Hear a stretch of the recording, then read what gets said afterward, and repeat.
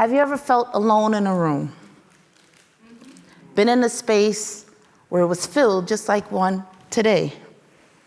And yet, though it was completely filled, you still felt alone. I too know what that feels like. And it brings me back to a time in my life which should have been the most exciting moment of my young adult experience. It was the first day of my first semester at my dream school, a world-renowned institution that was founded on American popular music. And as I sat in that class, an advanced placement class as a first semester student, I looked around the room, I looked at my peers' faces, and I noticed something. No one looked like me. I felt different. I felt alone. I had wondered if anyone else in the room had seen my difference, noticed it. And I was right. It was actually my college professor who made my suspicion correct when he stood up and began to read the names of students on his class roster. One by one, he named each student, acknowledging each and every one of them, until he got to mine. When he read my name, he paused, looked up at me with a confused glare. He took 2 steps towards me and asked a question that still to this day I can remember so well. He asked me, "Excuse me, are you in the right room?" I was shocked, embarrassed, confused. I couldn't understand how my name, just like my peers, were on that list. My name was on that list. But even with my name being on that list, it wasn't enough evidence for this college professor to believe that I deserved to be in that room. So I sat back in shock, but replaying that question over and over again in my mind. Am I in the right room? Am I supposed to be here? Why do I feel like I don't belong? And so my college professor continued on with his lesson. He began by queuing up records of music, playing them one by one. And as he played each recording, I saw something happen in that room. My peers' faces began to light up. They were intrigued and engaged with this music that they were hearing. I saw their fingers beginning to snap, their toes tapping and keeping beats, head bopping side to side. I mean, they were completely mesmerized by what they were hearing. So mesmerized to the point that it took me away from those thoughts that were floating around in my mind. So I decided to take a step closer, listen further to what they were listening to. And as the music continued to play, I noticed something. In that moment, I heard a sound, a familiar sound, a sound that I knew so well. It was Black music, or should I say, jazz music.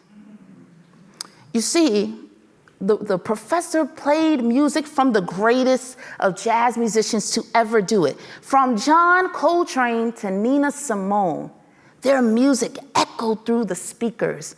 And I saw my classmates' faces come alive. And in that moment, I noticed something, not about them, but for myself. You see, there was something that was uniquely special about John Coltrane, Nina Simone, and myself, something that was uniquely ours, different than my peers, and definitely different than my college professor. You see, before John Coltrane and Nina Simone became the greatest to ever do it in jazz music, they too, like me, had their start in music in the Black church. And so my journey began just like this. It was a Sunday morning. I was 11 years old, and I was excited for the happiest day of my week. I was going to church. Surprising for an 11-year-old.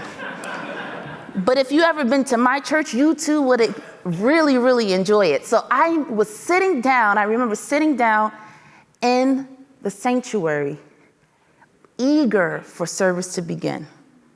And as I sat there, I began to hear the sound of the tambourines, playing syncopated rhythms that excited me so much that it electrified every bone in my body. And before I knew it, I had jumped up and began to stomp my feet and clap my hands, joining in with the other saints, singing along with the choir as they swayed from side to side.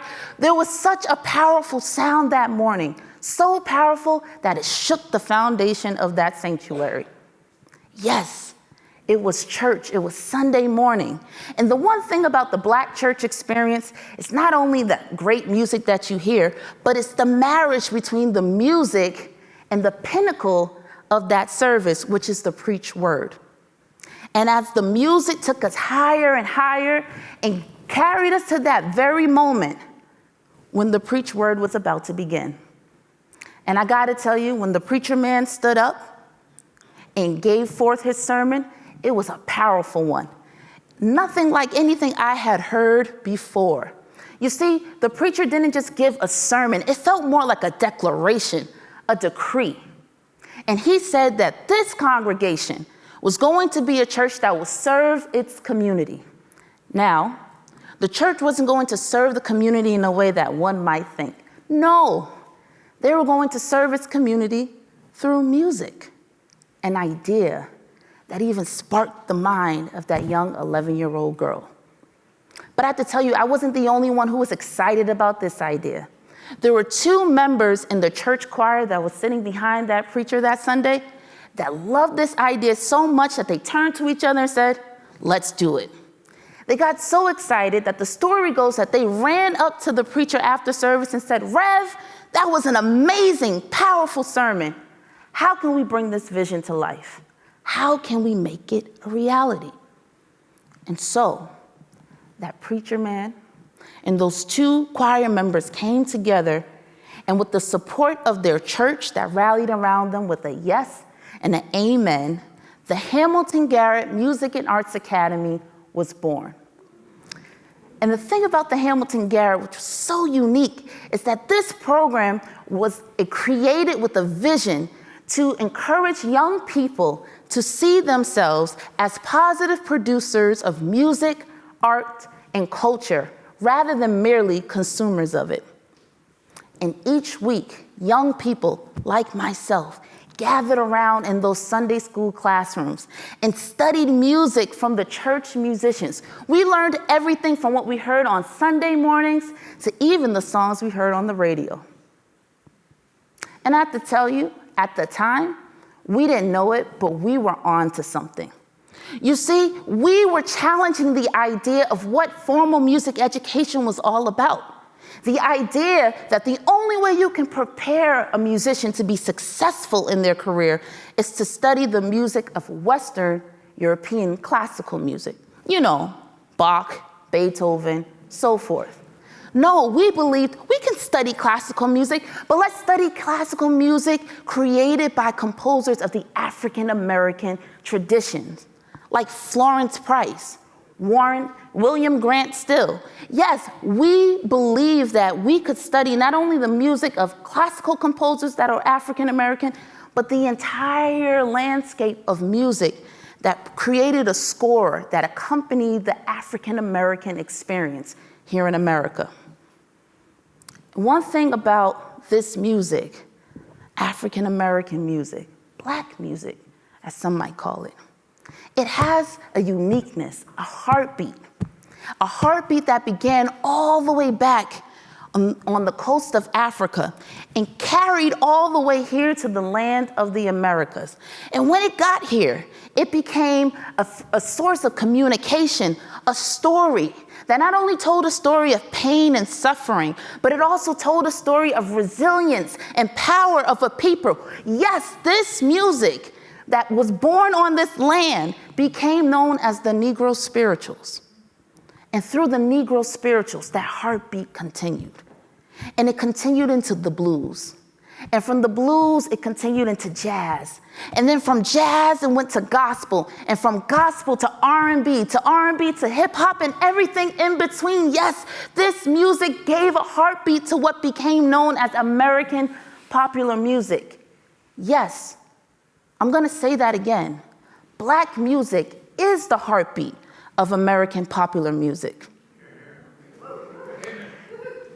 And because of that, I have to take a moment and thank those three individuals, the preacher man and those two choir members, as well as their church, that gathered together, had this vision, said yes and amen to have this program come alive.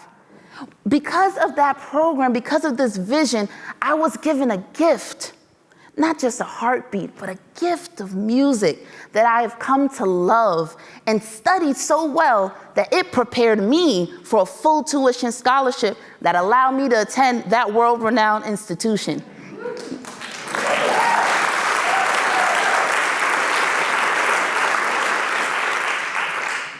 But I have to tell you, I have to thank another person. And it might surprise you, but it's that college professor who asked me that question, if I deserve to be in the room. And in moments like these, I remember a powerful quote that the great Maya Angelou once said. She wrote that I come as one, but I stand as 10,000. And I believe that quote echoes so truly to the essence of what Black music is all about. You see, each time you and I hum a melody or play a note within this body of work, we must also pay homage to and acknowledge the sacrifice of those tens of thousands of African Americans who sacrificed their lives and gave this heartbeat to what we now know as American popular music. For without that heartbeat, we would not have been able to experience what we experience today. You see, this music traveled all around the world, lighting up spaces to everyone who has heard it, just like that classroom on that day as a first semester student. And so, I just want to encourage you all to remember that each time you sing a melody or play a note, let's give thanks for this gift, this music, Black music, the gift that keeps on giving. Thank you. Thank you. Thank you.